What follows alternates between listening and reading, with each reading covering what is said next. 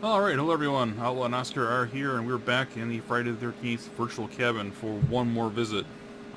In my last video, where I showed the secrets of the cabin, I missed the final secret, which I do feel a little bit bad about.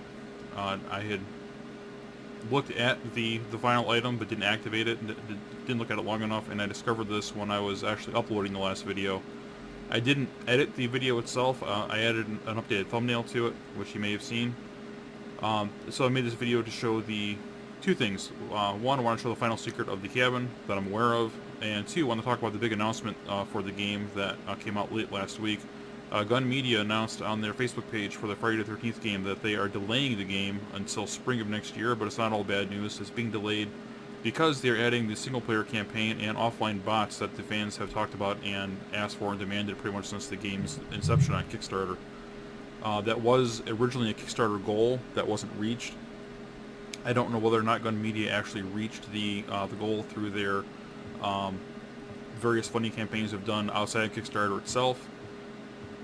So good news for the fans, the game is going to have a single-player campaign mode and offline bots, so it will not be an online-only multiplayer game anymore.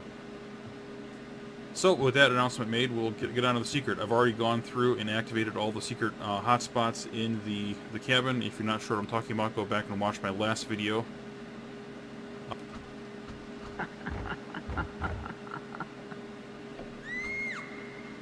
So there we go, I activated the painting.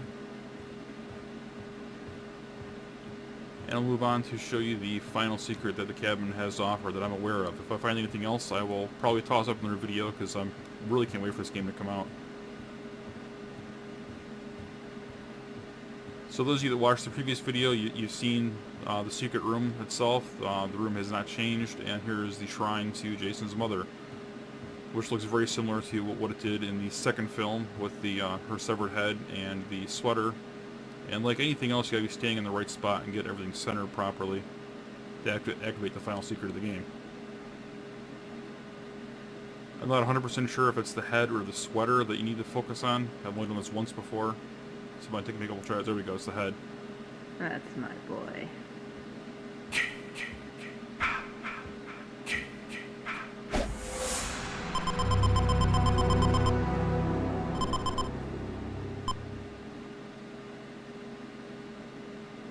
Now, for those of you that have played the original Nintendo 8-bit game for the NES, the Friday the 13th game, it was widely considered one of the worst games ever made, but this was the game over screen for the game, so it's kind of a fun callback to something that not a lot of people have probably seen.